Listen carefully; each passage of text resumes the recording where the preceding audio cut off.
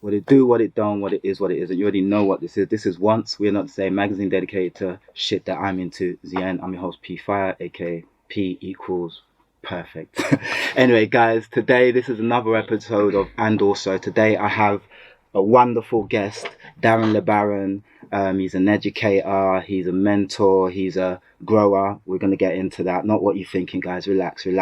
And yeah, his field of expertise is mushroomology. I've made it up, but here's a man who's going to correct me, and he'll tell me the proper terms.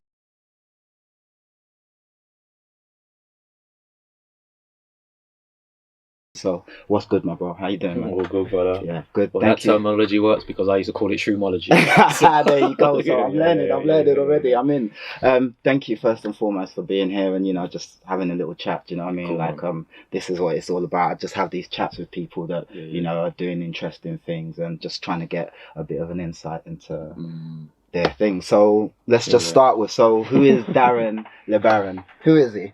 Well, like you said, man, I wear many hats. Yes. I'm wearing this one today. Come on, beautiful hat. We'll talk about the merch. Go look at that. But anyway, we'll get there. Too early. Relax.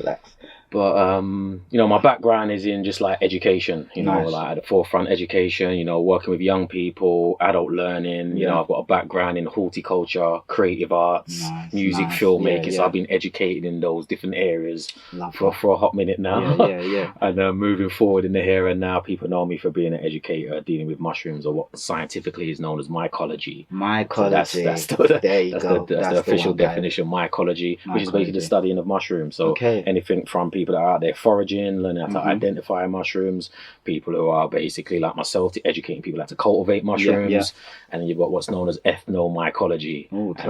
That's like the studying of humans and people and mushrooms in relation to like especially from an indigenous ancient perspective. I've got those kind of interesting mushrooms as well. Love that. Yeah. See, so the field of mushrooms, again, most people, they think it's something comes with their full English, and that's kind of the extent, or they think about it for we're going on a trip, and it's either one or the other, but just saying the ethnomycology, which is showing there's relationship between humans and mushrooms, there's a broad field in mushrooms. Okay, most definitely. All right, love. So tell me, rewind 15 years, what was the catalyst? So in a nutshell, I've been pretty much behind the scenes. So what was I doing 15 years ago? I was kind of doing the same stuff in other fields, which is always just geared around raising consciousness, man. Trying to educate myself, educate my people, educate my community. That's what I've been doing that, man, since school days, you know what I'm saying? But with that said, what I was primarily doing was organizing events, man. And there were certain key speakers, key authors, just key individuals that inspired me, you know what I'm saying? Whether it's I've read their book, watched their DVDs and stuff. That was the era of even videos, man, the era of VHS. Good science, come on. You kids won't know about that. It's a thing you put it now. But just soaking up knowledge, and down the line being inspired to reach out to those folks, man. Love that. And being like, yo, I've read your book, I'm watching your stuff, I'm feeling what you're doing. I'm organizing events in my community. Like, would you be interested in me hosting you, supporting you, doing that type of stuff? And ironically, when we looked up the other day, the sister that came through, that we saw, big up Sister Rosanna, old school Moata books based on Clarence Road, which is no longer there. Well, the road's there, but the store's no longer there. And so she was in the ends, like putting on these kind of conscious events, like, and between herself, there's a few other bookshops. There was one in Tottenham, a couple in Hackney, and that they were all kind of putting on these events. But Sister Rose was the only one who was putting on these kind of esoteric, occult, metaphysical type of events. Slightly, a bit more left field, and a bit more, I guess, inside, shall we say. And for the most part, everybody else was like in history class. So it's like, I felt like, I've done my history class lessons. I know who we are, where we come from. Boom, boom, boom. Like, what were we doing before that? How do we implement this knowledge and information that that I was learning? And Rose was the plug. She was the only place that I could find that had that kind of knowledge and information.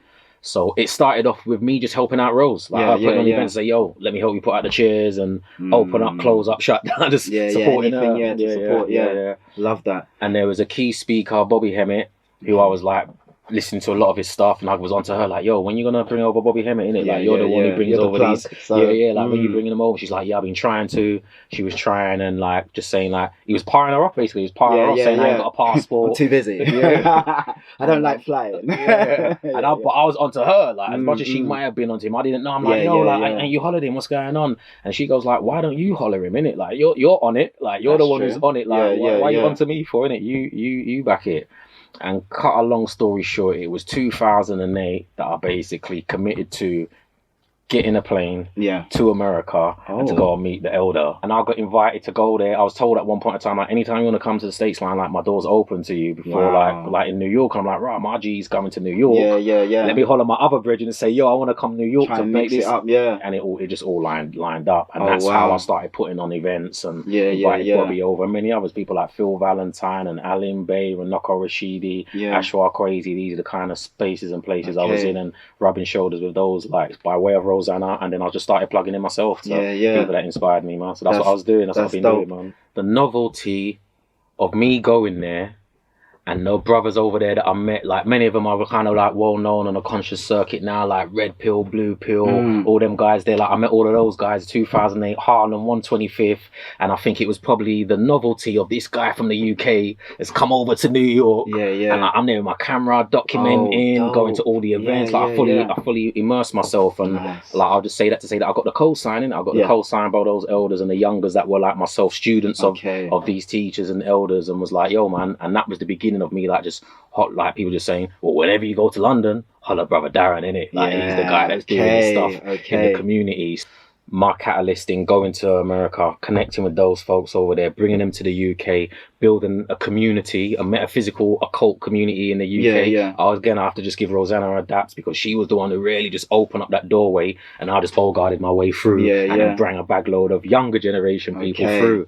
Boom. So like everything from getting them to London and eventually getting them around to Birmingham, Manchester, you know what I'm saying? It was just like, yo, people like, yo, we've not heard this kind of information before. I'm like, I know, that's what I thought it was important. That's why, that I bring this like, and boom, and that was me just thinking, like, between some of the other stuff I was doing in the music and football programs, I was doing with kids and stuff like that. I was like this is the one. This is the thing, and this is the one I need to fully invest in. And that was the beginning of it, which slowly then surely led towards like being inspired to learn more about psychedelics and that journey and that pathway. All right, lovely, and we'll touch on that in a few more minutes. All right, so now we get to the point where, all right, cool, you're in the scene, you're learning more, knowledge is coming quick and fast. So for those who don't know about what you do, obviously I've said, Darren Le Barron, he's an educator and stuff. Just give us a little micro sort of view of what it is you do in the space that you're in at the moment. Like, what do you do and what's it all about, basically? For the layman, for people who don't know, they're sitting here going, these guys are chatting some nice stuff, but what are they talking about? All right. So, there was two pathways that kind of merged and got me fully immersed on this path that I'm currently on. And one was around that same time, I'd gone back and forth from Barbados. That's where my heritage is from, innit? And I got the food growing bug. Nice. Like, I wanted to start learning how to grow my own food. I had young daughters at that time, we were now adults, and I was like, yo, young daughters. Yeah, man. And they fully support me on doing this. Like, I was helping Rosanna put out the chairs. That's them now, But I'm going back and forth from Barbados. But on that, it was that very first trip that inspired me to like reconnect with the soil, knowing that I come from a family of farmers. All of my farming family that were my age and my generation were trying to come to the UK, trying to get to America and trying to leave all that behind. But while I got over it, I was like, rah, this is like the lick, innit? Like, man, seen banana trees for the first time, man. I've never seen that stuff in my life, you know what I'm saying? So I'm fully gassed. They're looking at me like, bro, it's a mango tree, it's a banana tree, innit? Climb that all day, it's nothing. I'm like, bro, I come from concrete jungle, innit? Facts. So that inspired me to get back to the UK and start studying horticulture. Nice. So this was the pathway in learning how to grow food in a nutshell. It was all bigger, organically based in Chingford. I spent 2-3 years studying there, doing my level 1, then I done a level 2 in organic food growing, learned about permaculture, started studying permaculture, done my beginners and my full design program. During that time though, of learning about how to grow food, learning about soil, which was my favorite subject, and composting, those were like my two favorite units. I was hearing this key word, which was called mycelium. And there was this mycelium that was creating the soil or sustaining the soil or making sure that the soil could be sustained through its fertility for fertilization, and composting, which I just like the idea that you can throw a banana peel on this heap and it can transform. That's magic, isn't it? To me, that was like magical. For sure. But again, the magic behind that was this thing called mycelium, and mycelium is the network of the fungus that we refer to as mushrooms, but mushrooms are just like the fruiting body. They're like the apple that's connected to this whole network, which is in the soil, which is in the compost, it's in everything pretty much. It's weaved its way through. Well, from a long time we can get into that moving forward, but like they've embedded themselves into this planet, man. It's the central nervous system of the planet. You know I like that. That's a good way to explain it. So me learning about that through soil and through learning wanting to grow my broccoli and wanting to grow my strawberries and stuff like that, I'm like, right, how comes this thing is so important, this mycelium and this fungal network, but I'm only finding out about it now.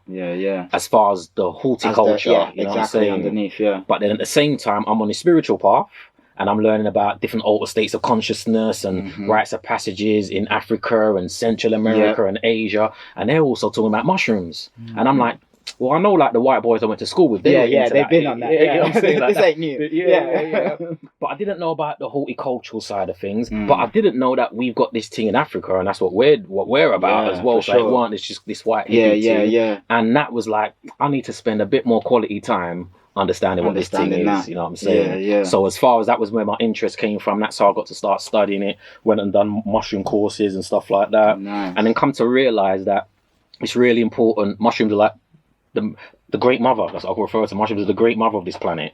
She is the creator, sustainer, and the nurturer of soil. And if we know how important soil is, then say no more. There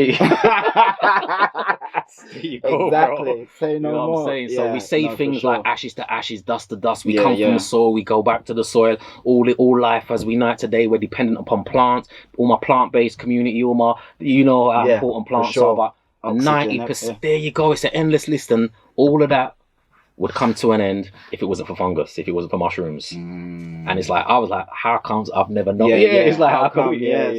Wow, that's crazy. So it's like 90% of plants and trees are dependent upon this fungal network, you know. The other ones are part mushroom, part seaweed, you know, like you can't get away from it, you know what I'm saying? But it's there, it's embedded and weaved itself into the fabric of nature, including ourselves. And I'm like, I want to know more. I want to know more. So more on, just a little bit more on the mycelium. So is anywhere there's soil, there's mycelium. So under the water, there's mycelium. So that's crazy.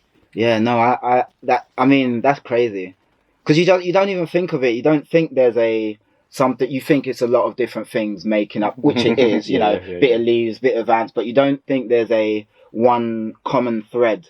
You know, going through. Do you know what I mean? Yeah, man. So I'll drop this one for you and for the audience who might not be familiar, just so like, because people are like, I hear all the time, you're mushroom bias and like, like, you know, where's the evidence? Where's the proof? So like, people have got to do their research, innit? Like, I don't want you just to hear from me. Like, hear it and then go out there and do something. Most definitely. But I always make reference to the fact, you know, so I work with young people. So when I'm doing my mushroom classes with my young students, teaching them how to grow gourmet and medicinal mushrooms, that is. Nice. I teach them about the origins of mushrooms because I was like, I didn't find this out till I was in my 30s.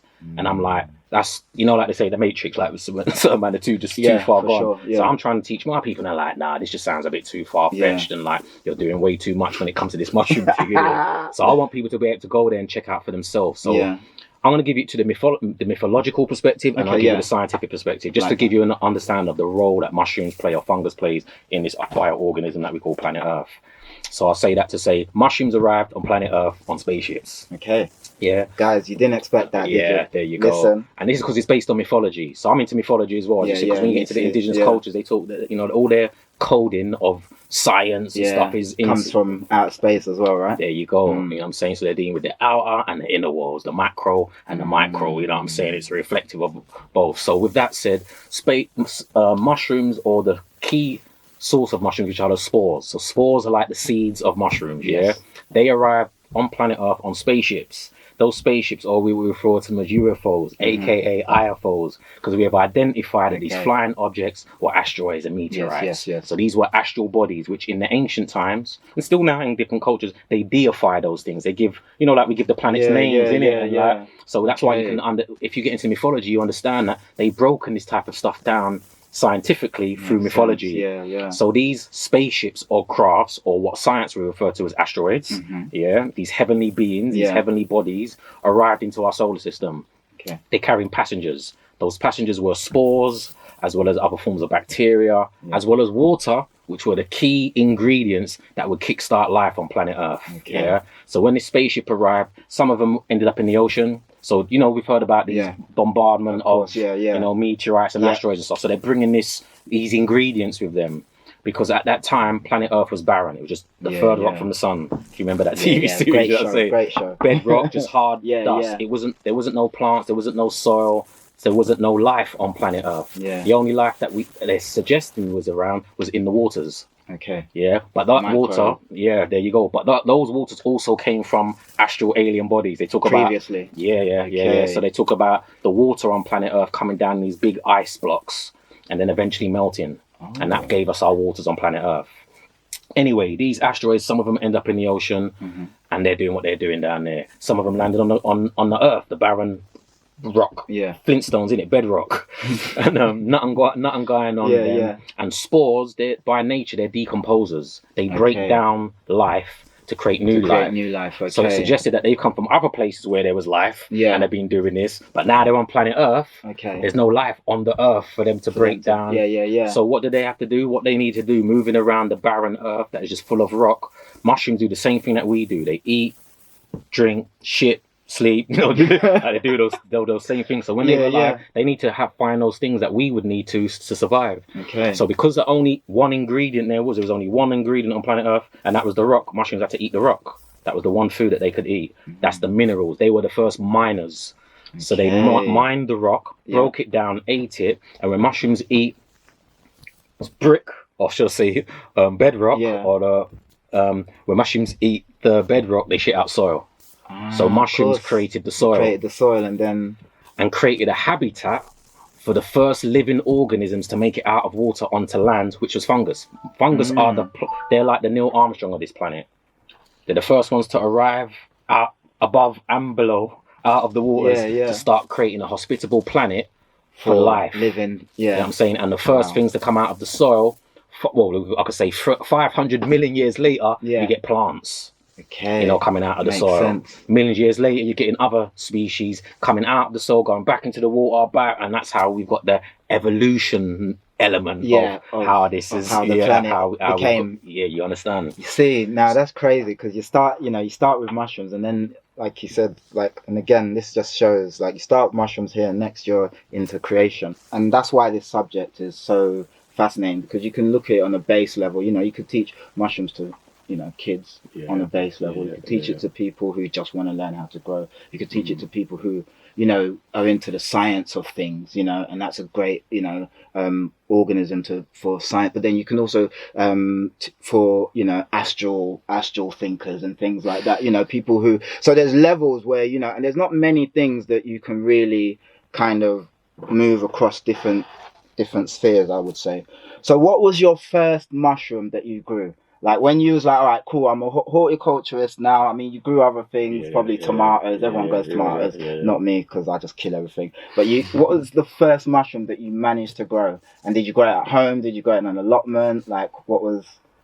So the first mushroom that I was able to grow, or I ever grew, was a psilocybin mushroom and a cubensis mushroom. Oh, really? Mushroom, So not like a little button mushroom or nothing. You went straight in. You're like, I can do this. that was my key interest in mushrooms outside of was like prior to getting into horticulture was all the states of consciousness and spirituality, and that was the thing the stuff that I was reading at that time was inspiring me to be like, I'm reading other people's testimonies. People that don't even look like me, but they're saying like they're taking this stuff and traveling to ancient Egypt and hooking up with Zulu tribes. I'm hold on a minute, like that's what I'm in this game for. That's what I put my coins in. Yeah, for sure.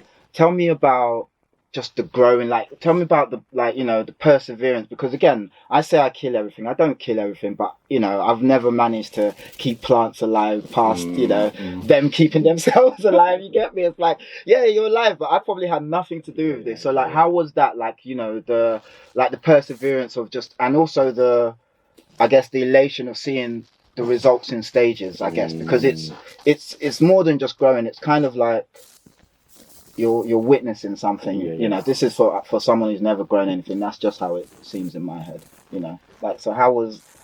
So I'm gonna double back and I'll share this and I'm gonna double back. So one, just to support you, bro. Like, nobody grows mushrooms. Yeah. Nobody grows mushrooms. We cultivate. We hold space. We put them in the right. They grow themselves. Okay. And as long as you know what they like, it's no different from a female that you might like. Yeah. And you find out, what do you like to eat? Okay. What do you like to drink? If I cater for you, if I cater for you, boom. If you approach it like that, the rewards are greater than like man's a failure at doing this thing, because there's a learning experience for all of those stages. Even when it's a failure, there's definitely a learning experience in this whole journey.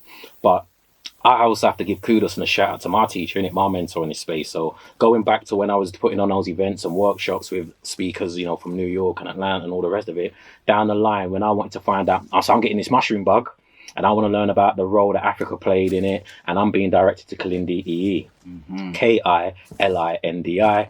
IYI. Rewind to come again. Kalindi EE. He was basically in the community for many years. I was familiar with him for teaching about the African origins of martial arts. Okay. So he was a master martial artist. He used to be bodyguard for Aaliyah and all celebrities in the States, as well as set up like academies of martial arts and stuff like that. Okay. It was known around the world. All the people around the world in martial arts were familiar with the OG. So that's what I knew him for. But then I was being redirected to him in his work because he also was teaching about the African origins of psychedelics, in particular the mushrooms. Okay. He was also teaching about the African origins of martial arts were birthed out of the mushroom. Okay. So it was like, I was like, hold on a minute. Now, like, you're giving me other pieces of the puzzle that line up with some of the stuff that I've been seeing, and like, but I just thought he was the martial arts guy. So now I'm finding out you bringing a lot more to the table than that. Well, it is martial arts, it's also martial arts. There you go, there you go. So with that said, I then was put in touch with him by one of my other teachers. It's like, I'm connected to the elder, and I can put you in touch with him. And within that conversation I had with one of my teachers, within an hour later, Kalindi was hollering me, saying, yo, I'm coming to the UK. Well, first he says, Wayne told me that you're interested in mushrooms. You're showing curiosity. Because I was holding all my teachers just saying, I want to know more about this stuff. And like, yo, this ain't my forte. I'm the yoga guy. Yo, I'm the alchemist guy. I'm the unk guy. But I ain't the mushroom guy. But there's only one mushroom guy you need to speak with. And they always pointed me to Kalindi, including Rosanna. So like, it all just made sense. Hollered, got through to him, hollered. And when he reached back, he was like, yo, I'm coming to the UK in a few weeks' time. There's a conference taking place in Canterbury. I suggest you come. You know what I'm saying? And I think I was telling you the other day, as far as like, it's a bit challenging getting there, finances. I'm in London, getting to Canterbury, man, signing on at them times. Like, it weren't, there's like the tickets were a couple hundred just quid. Like, go through, I'll come down. But I did, it all happened. Kalindi presented, I attended. It was like a life-changing experience. But because he knew that I was putting on events in London, I was like, yo, when this event is finished in Canterbury, can we go back to the ends and we do some stuff properly, and we bring that stuff into the, to the community? He's like, cool. So it was during that period of like, I think just probably 7 to 10 days he spent in London. He taught me how to cultivate mushrooms.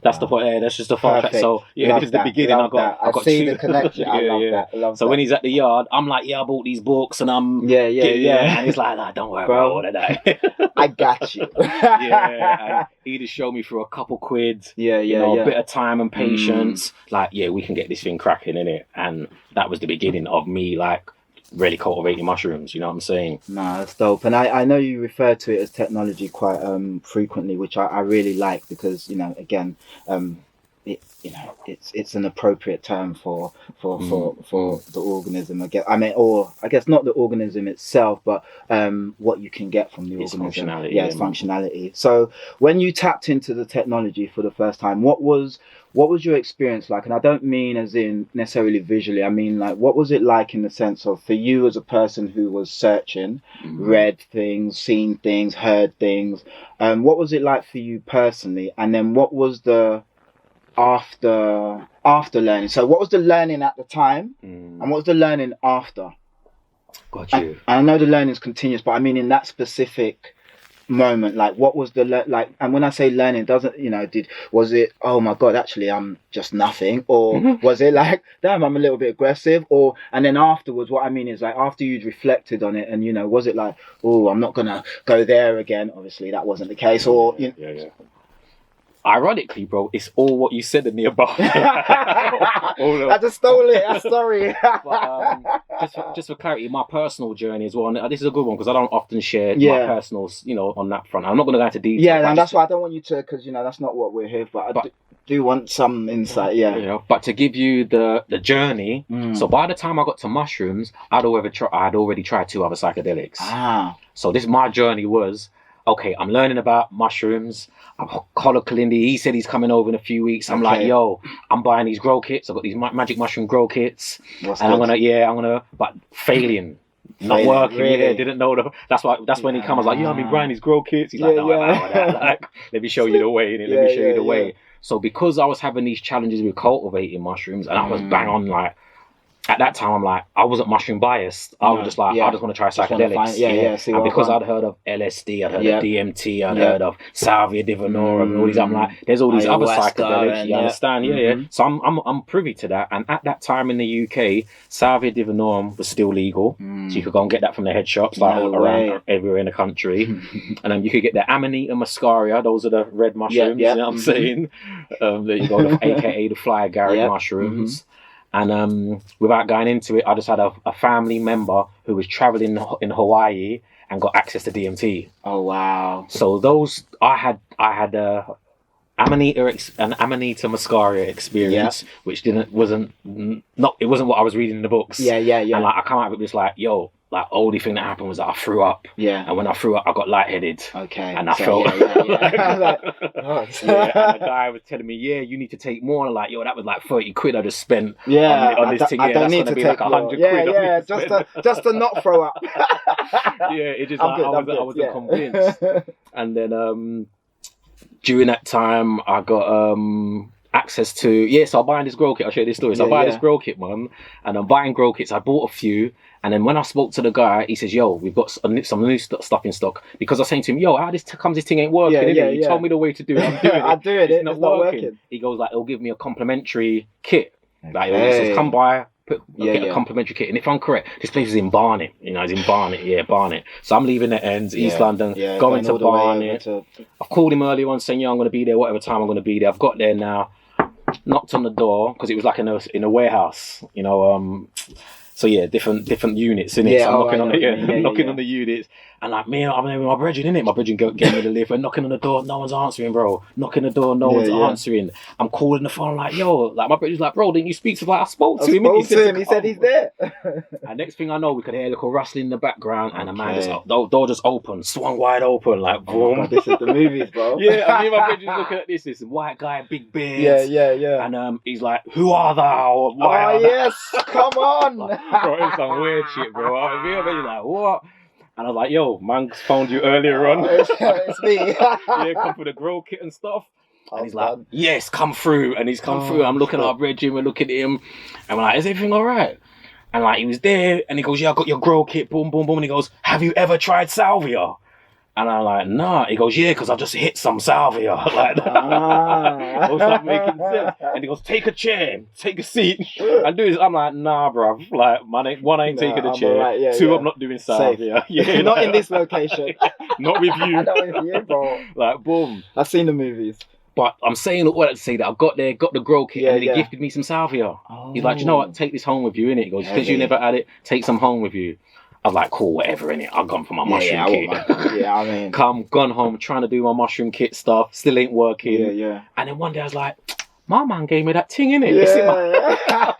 It's in the cover, because I'm still trying to do the cultivation. And what can I say, bro? So that's the experience that I say to this day. Me and my couple people that I introduced to it is like, from the day that I hit that bong, because salvia, you can either chew it, the indigenous ways that you chew it, you get a plant and you can chew it, and you can dry it out and you can smoke it. And I had the dried version, which was smoked in the bong. And from that day of hitting that bong for the first time with salvia, I'll just say this to say, I don't know if I've ever come back. I'm not sure if I've come back or you haven't. Yeah, it's like it's just an extension. Since that day, it's just the whole journey has just been an extension of that first experience. But I learned that one, it's all these psychoactives are very specific. You need to know that one, you're an individual, you're unique. These things are unique, and there's no reference point outside of you doing it and seeing how it affects you. Yeah, and you just need to be courageous enough to be able to do that. So with the teachings of Kalindi E, who was an advocate for the high dose experience. So what's known as the heroic dose, which is generally considered 5 grams, is what gets the wheels turning. It gets you in the circus. It gets you in the party. You know, gets you in the dance. Do you want to shubs, or do you just want to sort of hang out on the wall? You know what I mean? Boom. And what I realised with mushrooms, even salvia, up until that crack in the dome, I wasn't even in a dance, bro. Really? I was outside the dance. No way, in the baseline. You understand? Bro, that's what it showed. No way. It's like that. And that was good. Wow. And you know you can catch a vibe outside. Come on, I can't get in. As long as there's people out, we're doing this.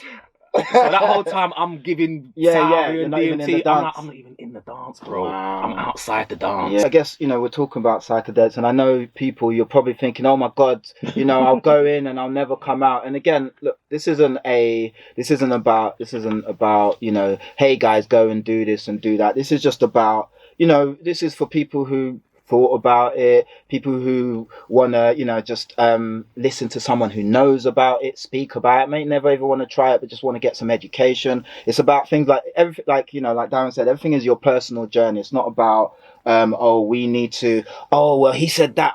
If that's what you're looking for, go for it. Do you know what I mean? But it's more about just understanding and learning something new. And that's what this conversation is about. It's about learning something new. Again, there's people out there, who want to delve into different realms and stuff. Just be responsible, like you said, don't double the bongs straight away, things like that. And then again, if you are around people, be around people that you trust, and just things like that. It's like anything, smoking weed for the first time, you was probably around your brethren and you guys probably thought you was on DMT, so it's just about it's just for anyone who's watching this that is just, oh my God, just chill, take your time, do your journey, don't follow someone else's journey. Message.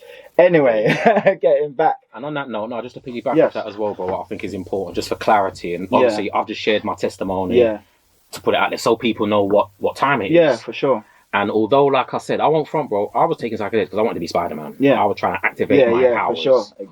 But with that said, I got another set of lessons, because it goes back to what do you learn? That was the point. I got another set of lessons that was key to what I'm doing now, what I teach and what I share.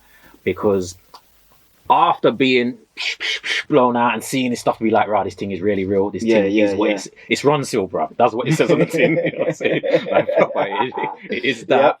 Yeah.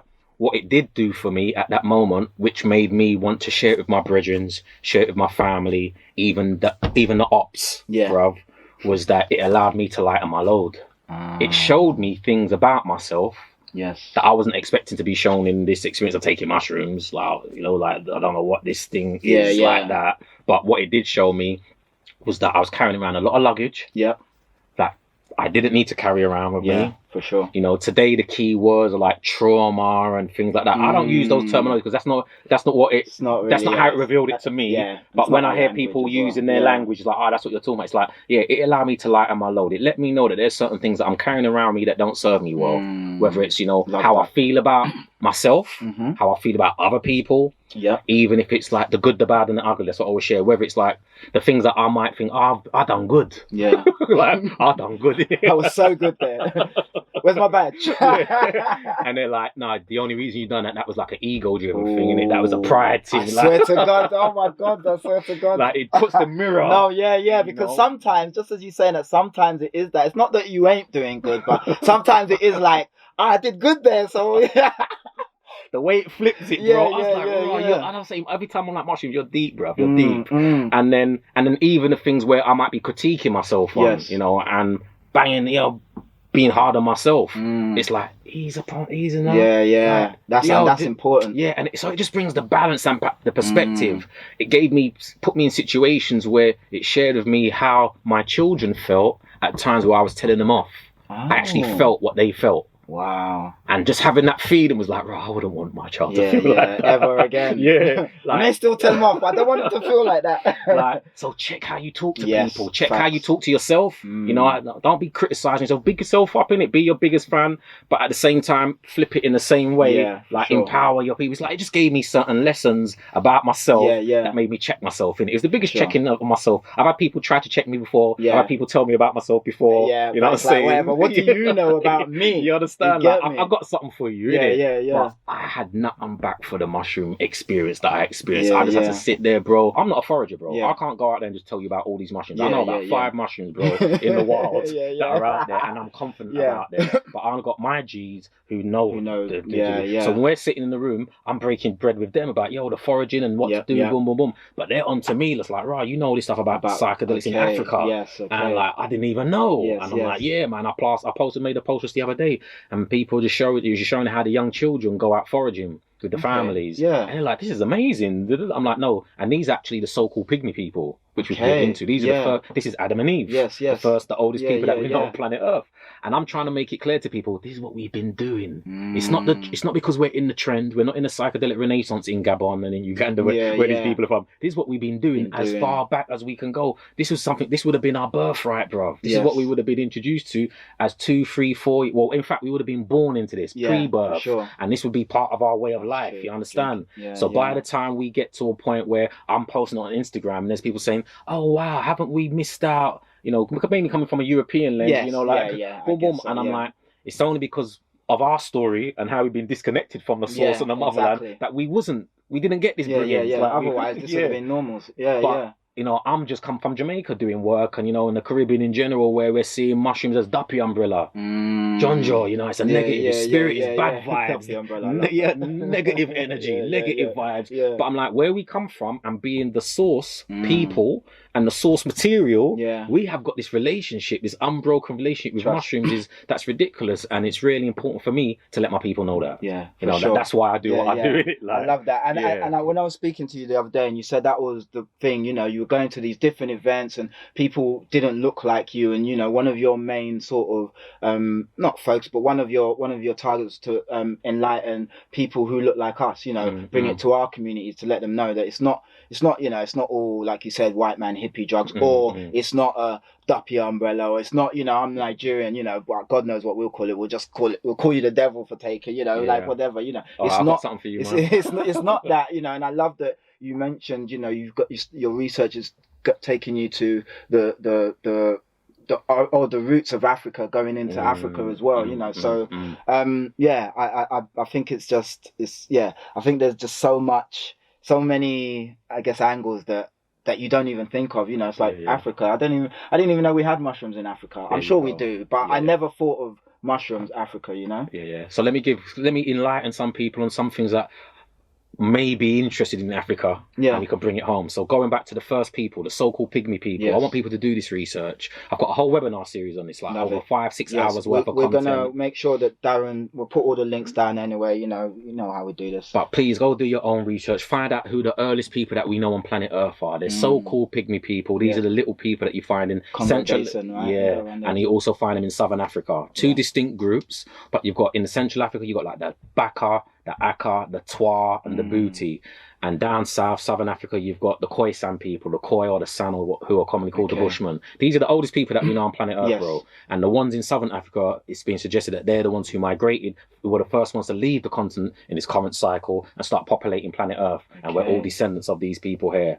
So for me, doing my research, I'm like, I wonder what they've got to say about mushrooms. Let me find out what these two earliest groups have got to say, not just about mushrooms, about psychedelics. And there's a bagload of information out there that the first people, that Adam and Eve, you know what I'm saying, say about this thing. Everything from the so-called pygmy people make reference to the Earth starting with this eruption or a bang.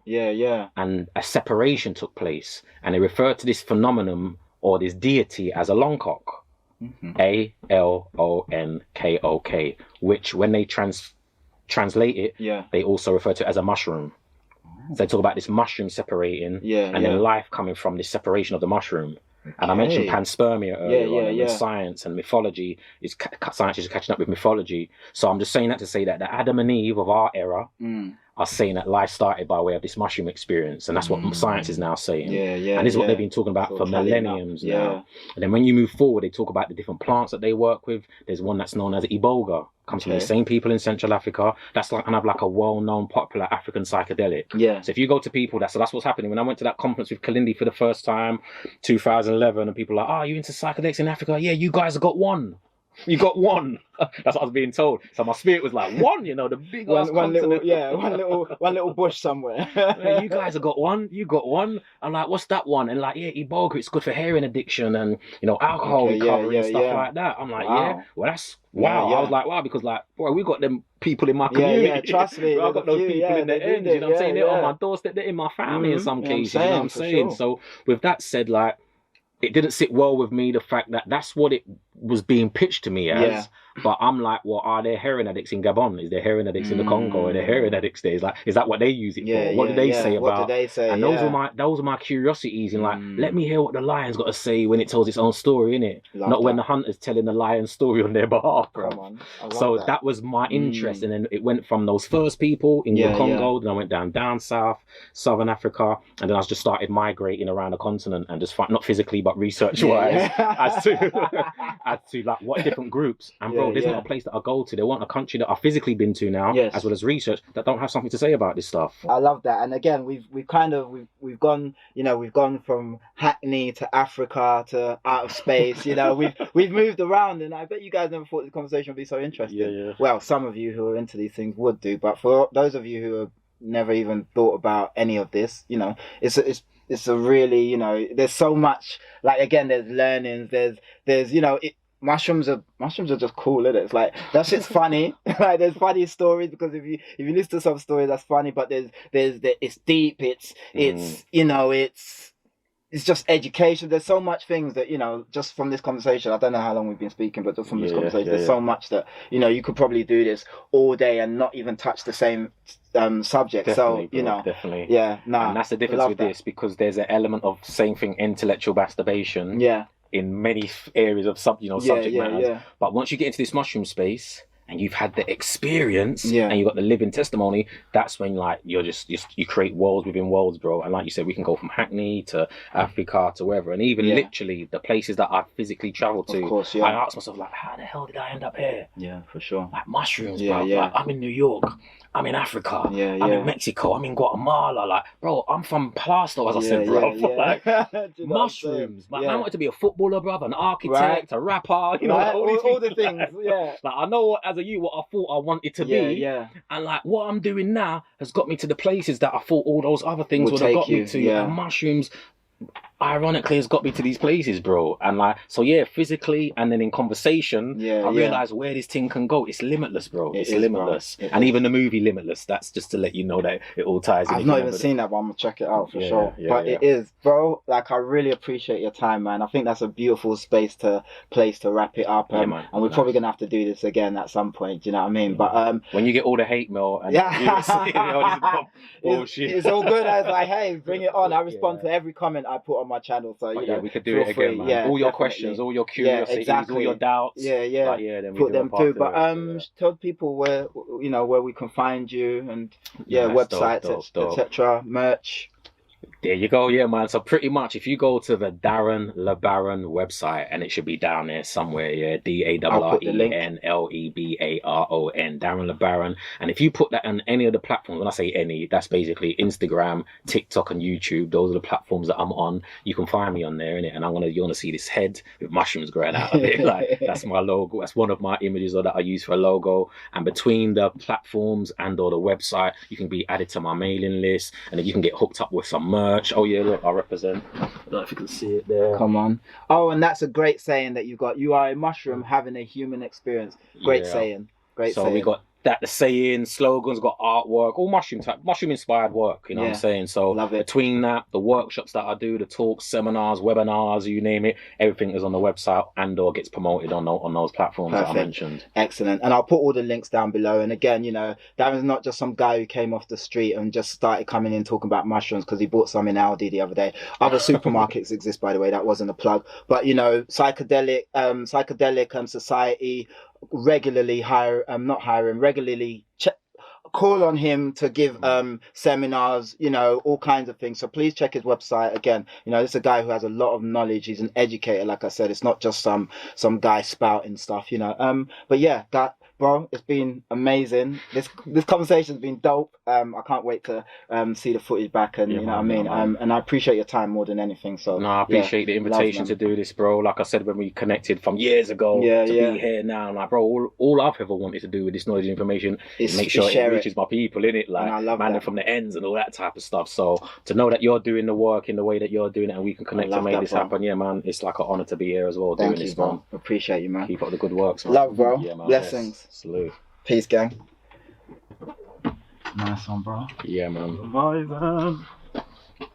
Yeah, that was nice. Yeah, man.